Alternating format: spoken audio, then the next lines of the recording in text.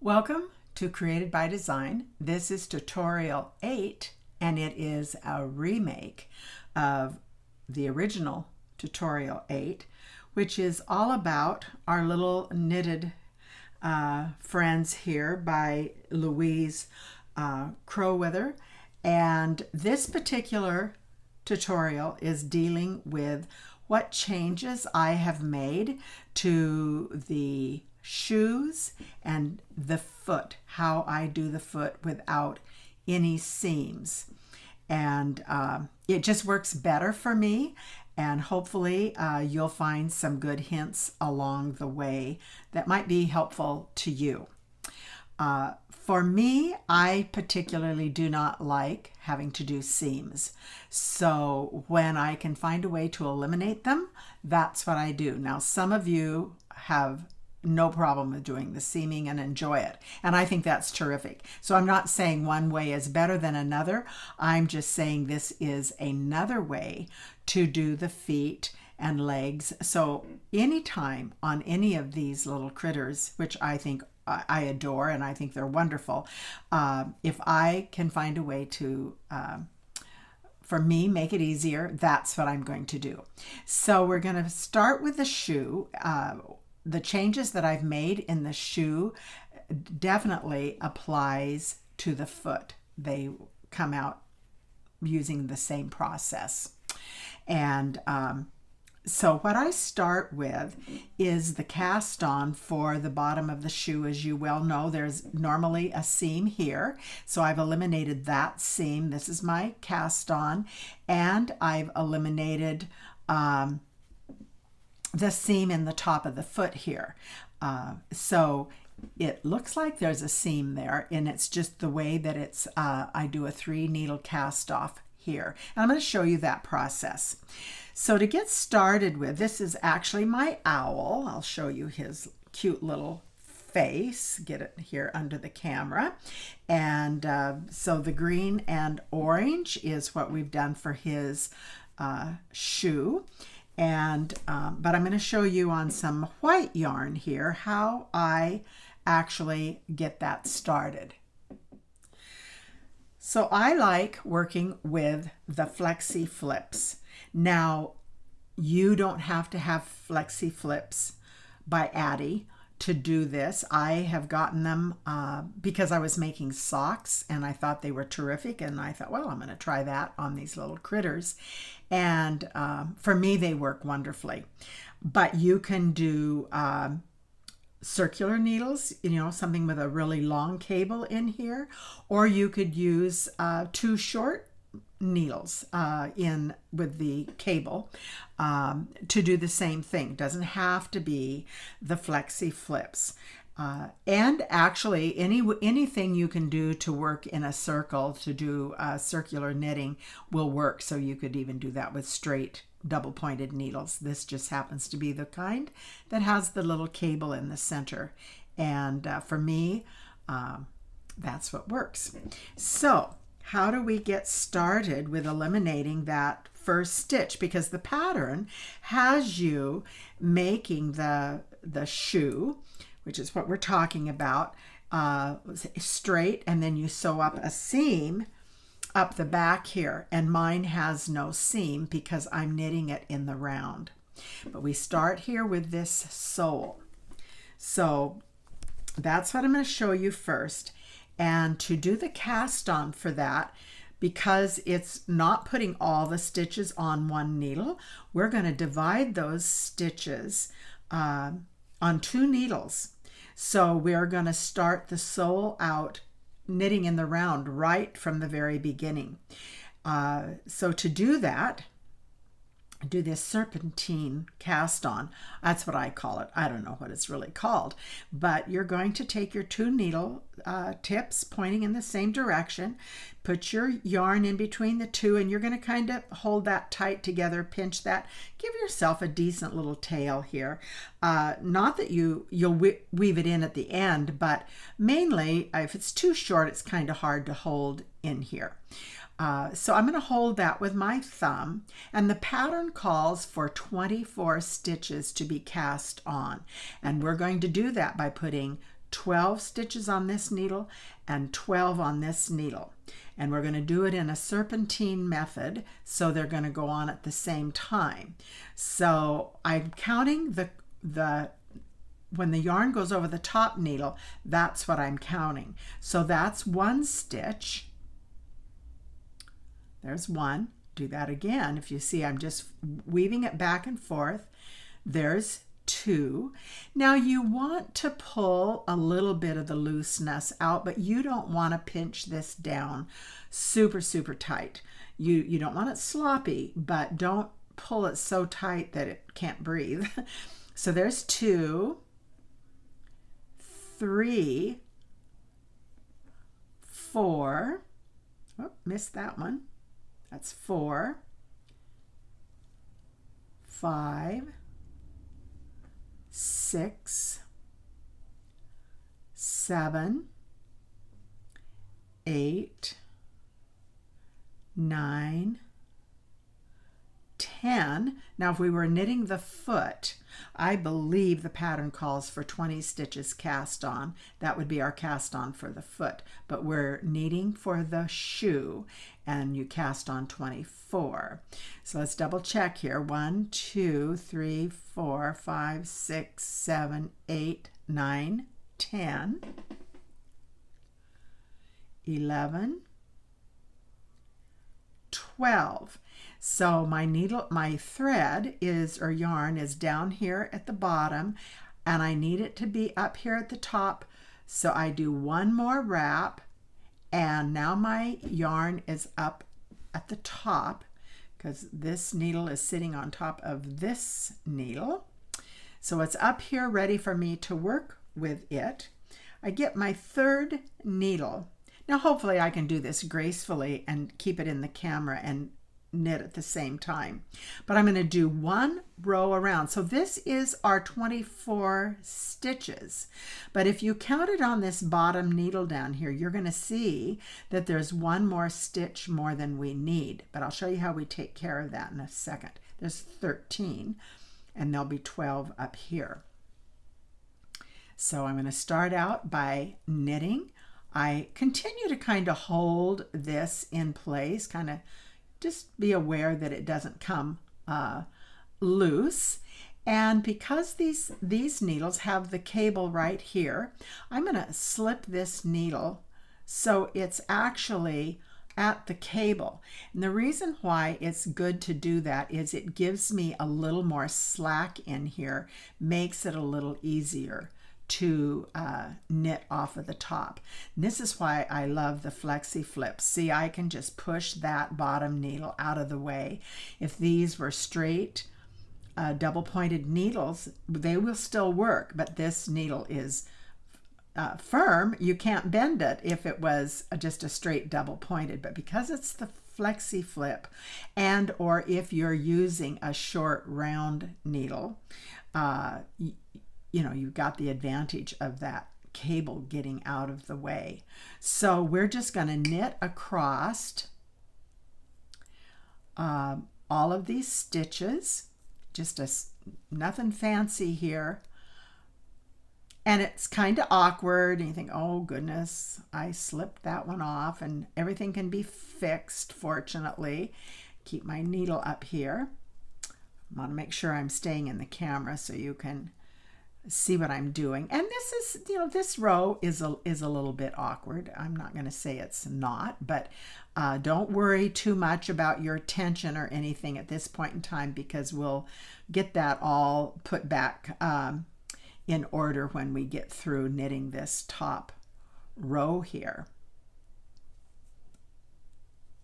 And you know, the first few times, if you drop this and have to pull them all off and start over again, that serpentine cast on goes pretty quick. So don't be discouraged if your first time you think, oh no, that didn't work and I've got to pull it back off. Well, it's not like you've cast on 300 stitches that way. Just keep in mind, I am being aware of where this tail is and not letting it get too far away from me. And I'll just show you if I move my hand here. See, I still have the stitches that are sitting down here on the cable. We're going to come around and we're going to knit those next. But I just am finishing up here. That's stitch number 11. This is stitch number 12. And you can see it's right here at the end. If I can keep all of this together. Okay, that's my 12 stitches. Now, I'm going to pull my needle off there that was in the left hand, and I want to knit now these stitches that are down here on this bottom row. I'm going to kind of carefully flip this way, okay? I flipped it just around this way, and now the stitches that are down here on the cable are going to be the live stitches that I now knit. Slip my needle back off of the cable on the top there, and I'm going to pull the bottom needle down to the cable, and that little loop I'm going to drop.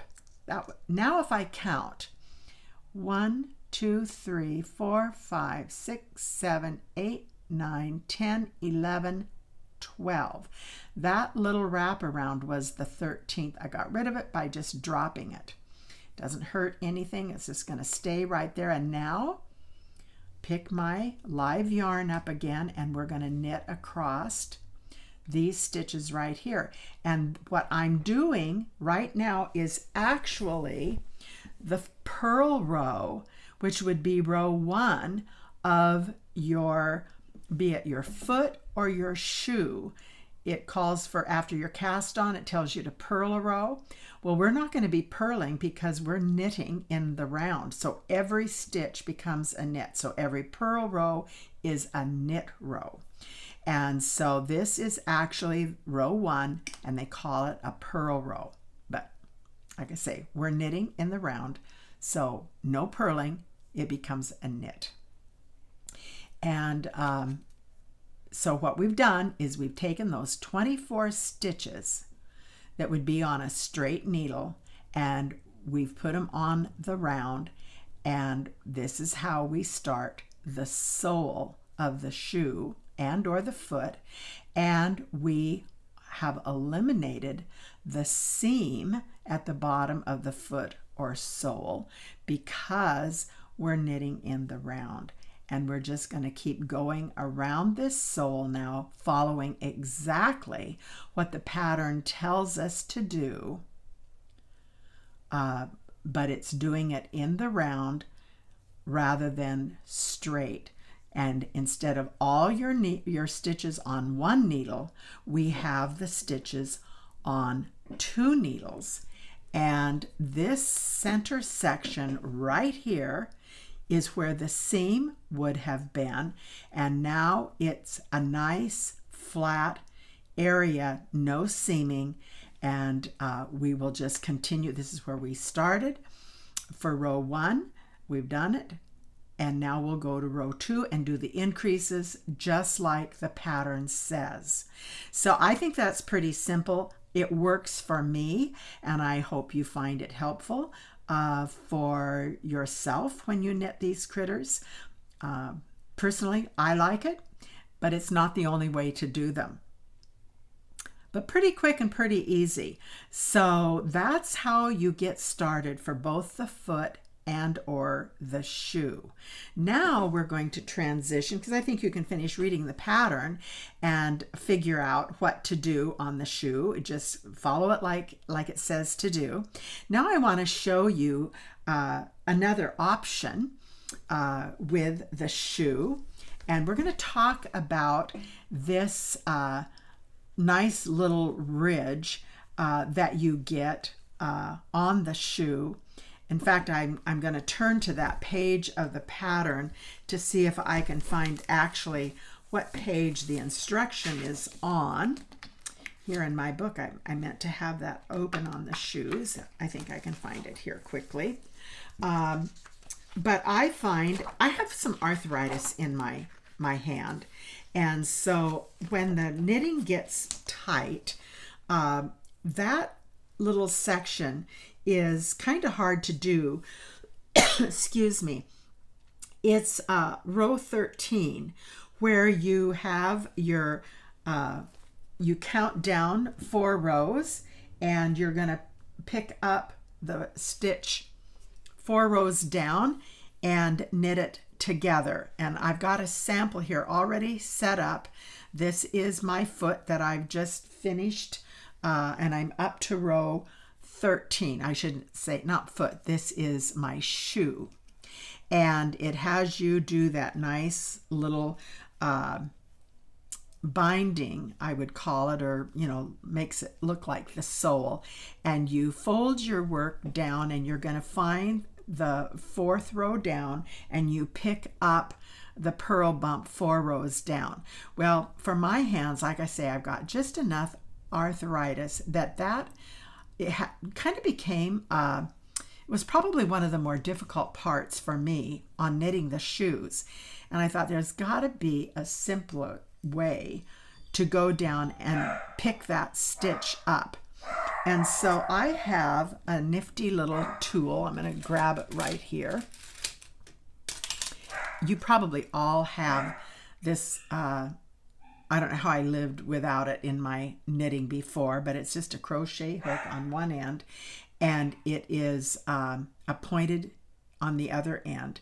And this is where I use both ends of this little tool.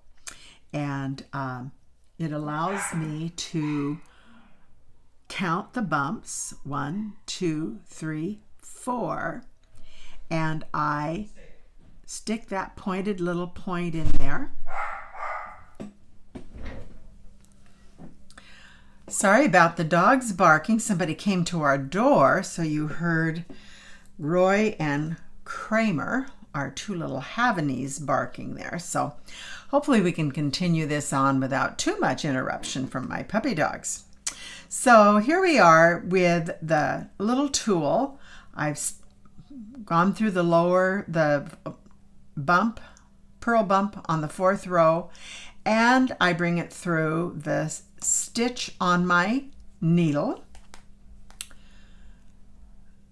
Get it through the right stitch there, and kind of do a little crocheting technique, let's call it, and pull my yarn right up through that stitch. And now that I've got that live yarn pulled through that stitch, it's right here. I'm going to slip that off of the needle. I can still hear my puppy dogs barking. It's not very nice. And that's my first stitch going down into the 4th row. And I will then find a knitting needle over here. Oh, here it is. And actually remove that stitch off of the tool and put it onto my right needle. And I will do that all the way across using this little tool right here. It is just easier on my hands than trying to just use my needle alone to pick up that 4th stitch, because let's face it, that's hard to count down and see and pick up.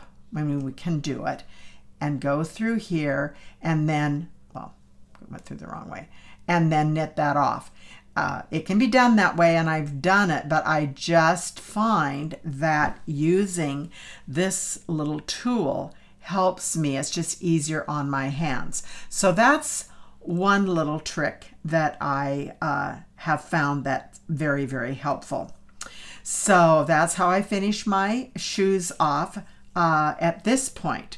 And then I go back to the pattern and just continue on knitting in the round. So here's a sample of where I have knitted in the round. This one actually is going to be for the foot. So I followed the example on the foot. Now I've switched from, this was over here at the shoe. Now I'm on the foot, and I started out with doing the serpentine cast on. So that's my foot here, and I've done as the pattern has shown, but knit in the round so there's no seam. I've eliminated the seam that would come up the back of the foot by knitting in the round. And so here's all my needles. You say, wow, that's a lot of needles. Well, it is kind of. It's 4 needles. And I have them divided. This actually is, I'm going to turn to which row it is on. I'm going to catch us up in the right spot of the pattern.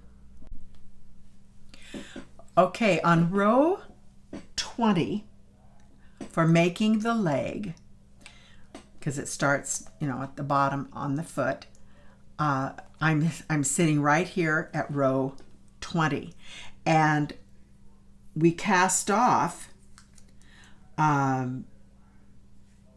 18 stitches. So what I've done is, here are my 18 stitches. There's 9 stitches over here on this part of the needle, and 9 stitches here. This is the top of the foot. This is the cast off part.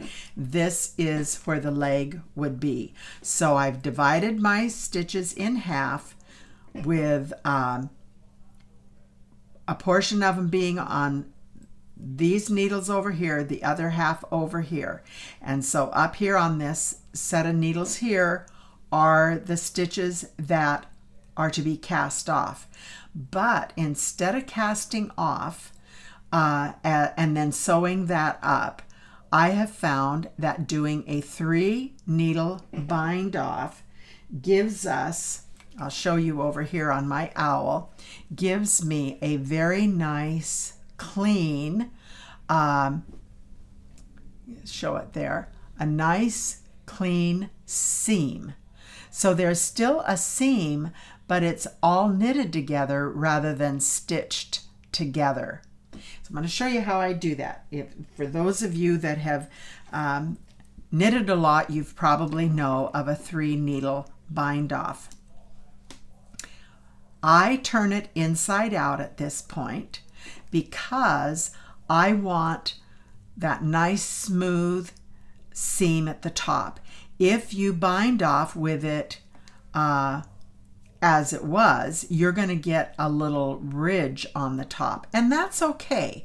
I would prefer to have the little seam ridge on the inside of the foot so it doesn't show. So I'm going to get my needles, ignore these that are for the leg, and we're going to 3 needle bind off. And this is where the flexi flips are wonderful, because you just kind of push them out of your way so they're not in the way of what you're knitting. And would help if I had my yarn all straightened out here, which I will get. So get that needle out of the way. I just want these 2 needles right here. So here's my live yarn, and I'm going to bind off these stitches right here. So let me grab a free needle, and we're going to 3 needle bind off. So we're going to pick up the stitch on the front needle, go through the stitch on the back needle, and we're just going to knit those 2 together and slip those off of the left hand needle. So now you're left with 1 stitch over here on the right needle. We're going to do that again. We're going to knit those together, slip them off of the left hand needle, the stitches, and now we have 2 stitches over here on the right needle. And I'm just going to take the point of one of my needles, and I'm going to slip the first stitch I knitted over the top of the second stitch. That's our first cast off. I'm going to do that again.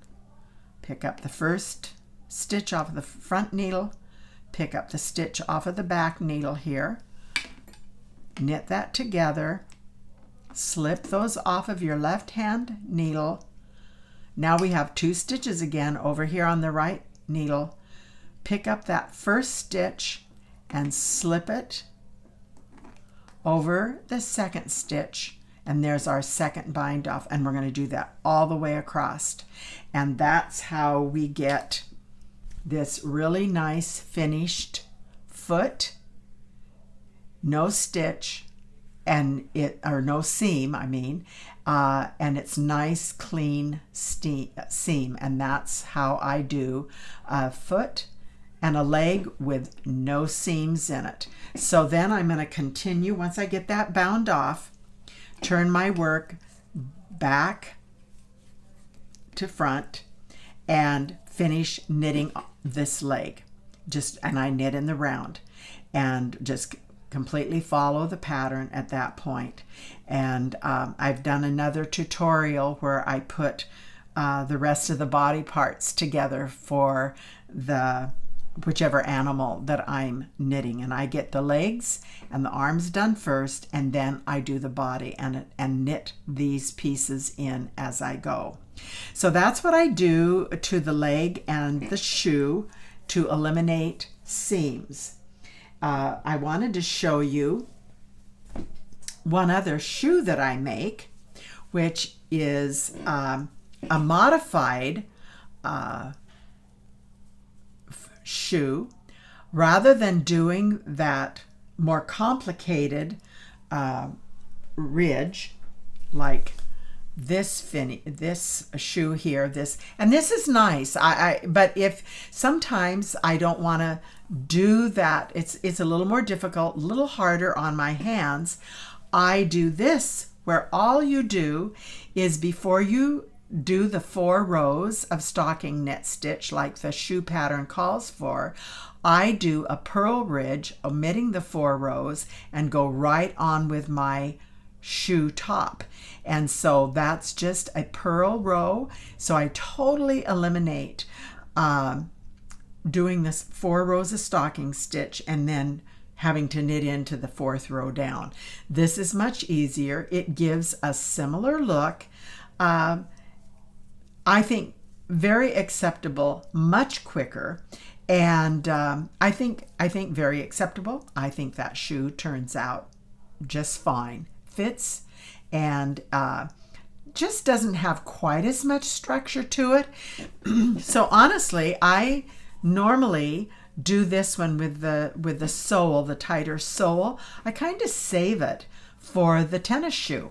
Now I did this one on the T-bar shoe, but I think this ridge looks particularly good when making the tennis shoe. So that's just one of the little trade-offs that I do. And I will show you too, on this particular shoe, I did the knitting into that 4th row down. I did it with the orange rather than the green, and I eliminated the little contrast row. Either way looks great, but I just wanted to see what it looked like if I started the orange when you do the knit 4 on the 4th row down, and you eliminate this little purl bump is what you're eliminating.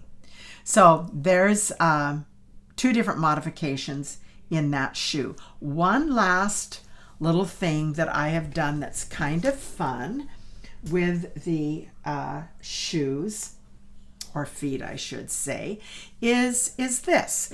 I knitted on a pair of socks for this little girl, and they're part of the shoe construction or the leg construction rather than a pair of socks that slip on.